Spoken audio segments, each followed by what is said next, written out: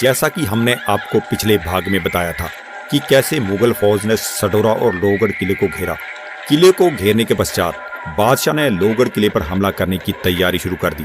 सिखों को सभी जगह से हराने के पश्चात मुगल फौज ने बादशाह की अगुवाई में किला लोहगढ़ की तरफ कूच कर दिया। रुस्तम दिल खान इस फौज में सबसे आगे चल रहा था। अभी मुगल फौज सडोरा से तकरीबन 6 किलोमीटर आगे ही पहुंची थी। उसी रास्ते पर सिखों का एक दस्ता जंगल में छुपकर बैठा था, जिसमें तकरीबन 2500 के करीब सिख मौजूद थे। उस दस्ते ने मुगल फौज पर अचानक हमला कर दिया। उस हमले के दौरान दोनों फौजों में घमासान युद्ध हुआ।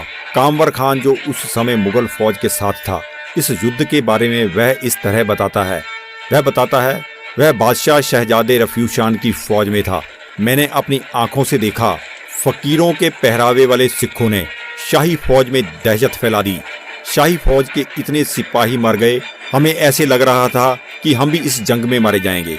इस युद्ध में फिरोज खान मेवाती का भतीजा और पुत्र भी मारा गया। मुगल फौज की गिनती बहुत ज्यादा होने के कारण मुगल फौज सिखों को हराकर आगे बढ़ गई। 29 नवंबर बुधवार के दिन बादशाह लोहगढ़ किले के नजदीक पहुंच गया। जहां पर बादशाह पहुंचा, उस गांव का नाम कंपो था और वह गांव सोम नदी के किनारे पर बसा हुआ था। वहां के हालात की जानकारी लेने के लिए बादशाह ने हुक्म दिया कि खान खाना और महावत खान अगले दिन सिखों के पहाड़ों पर बने मोर्चों का जायजा लें। यही हुक्म रफ्यूशान शहजादे को भी दिया गया।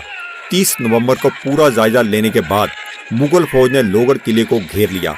रफ्यूशान को पर्वत से तकरीबन 1 किलोमीटर दूर बंदा सिंह के डेरे की तरफ भेजा गया। उसके साथ बख्शी खान उल मुल्क जुल्फिकार खान को भी भेजा गया। खान खाना और बख्शी खान महावत और खान जमाल बहादुर विनोद पिता और पुत्र उस इलाके के इंसानों को साथ लेकर पर्वत में जाकर छुप गए। हिंदू राजा छत्रसाल बुंदेला और इस्लाम खान अमीर आतिश खान खाना फौज की अगुवाई करते हुए आगे बढ़ रहे थे। हमीदुद्दीन खान अजीमो शान शाह बहादुर के साथी और जहां शाह बहादुर के नौकर इन तीनों मुगल फौजों की टुकड़ियों के पीछे पीछे चल रहे थे। लोहगढ़ किले के अंदर इस समय सिख फौज की गिनती बहुत कम थी और इनके पास गोला बारूद भी बहुत कम मात्रा में था। उनके पास सिर्फ 3 तोपें थी और चौथी तोप इमली का तना खोदकर बनाई हुई थी, परंतु इन तोपों के लिए भी बारूद बहुत कम था। इस युद्ध के बारे में लेखक कामवर ऐसे लिखता है, पहले दिन खान खाना ने 5000 सिपाहियों के साथ मिलकर पहाड़ पर जो सिखों की चौकियां बनी हुई थी उन पर हमला कर दिया। चौकियों पर हमला करने के पश्चात सिख फौज और मुगल फौज के बीच में बहुत घमासान युद्ध हुआ। ऐसे हालात को देखकर मुगल फौज और पठान फौज बहुत डरी हुई थी। बंदा सिंह जी के बारे में मुगल फौज में ये अफवाह फैली हुई थी कि बाबा बंदा सिंह बहादुर जी के पास जादू है, वह दुश्मनों की तलवार और नेजों को बेअसर कर सकते हैं।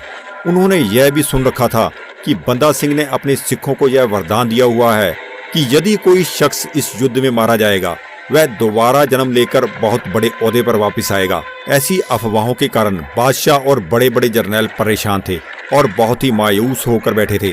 शुरुआती दौर में सिख फौज और मुगल फौज के बीच में छोटी मोटी जंग चलती रही। जो कोई भी सिख किले के बाहर निकलता वह मुगल फौज के साथ लड़ता हुआ मारा जाता, परंतु वह मरते मरते मुगल फौज के बहुत से सिपाहियों को भी मार जाता। इस युद्ध में खान खाना को आगे बढ़ता हुआ देख शहजादा रफ्यूज शाह और रुस्तम दिल खान ने भी लोहगढ़ किले पर हमला कर दिया। उन्होंने ये हमला इसलिए किया कि कहीं खान खाना इस युद्ध का सेहरा अपने सिर पर न ले जाए। खान खाना की नकल करने वालों की यह हरकत बादशाह बहादुर शाह के हुक्म की अधूरी थी, क्योंकि बादशाह ने हुक्म दिया हुआ था कि कोई भी किले की ओर ना बढ़े, क्योंकि बादशाह चाहता था कि सिखों को थकाकर और उनका राशन पानी खत्म करने के बाद ही उन्हें गिरफ्तार किया जाए। अब यह बादशाह की हुक्म अधूरी कर आगे बढ़े ही थे। उनके पास अब एक ही रास्ता बचा था, या तो वह किले पर कब्जा कर लें या फिर लड़ते लड़ते मारे जाएं। उन्हें मालूम था हार कर वापिस जाने से बादशाह के हुक्म की अधूली होगी और उस बात की सजा उन्हें जरूर मिलेगी। उधर सिखों के पास गोला बारूद कम होने के कारण वह एक एक कर गोला दाग रहे थे। सिखों को ऐसा करता हुआ देख मुगल फौज ने अंदाजा लगा लिया था कि सिखों के पास गोला बारूद बहुत कम है। वही बात हुई, शाम होते होते सिखों के पास गोला बारूद खत्म हो गया।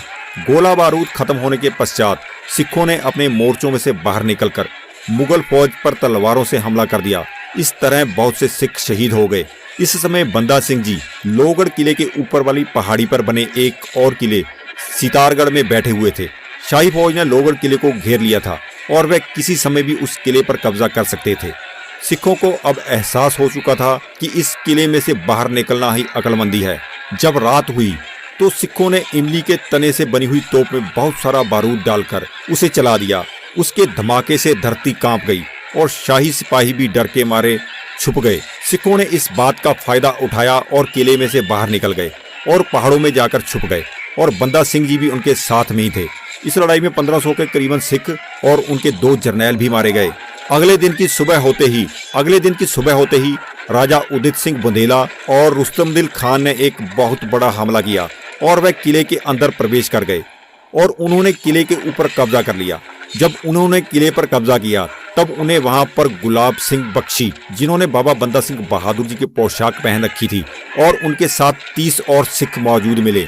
जब बंदा सिंह जी के उस किले में से बचकर निकल जाने की खबर बादशाह को मिली तब बादशाह को बहुत ही गुस्सा आया और उसने कहा, इतने ज्यादा कुत्तों के घेरे में से गीदड़ बचकर निकल गया।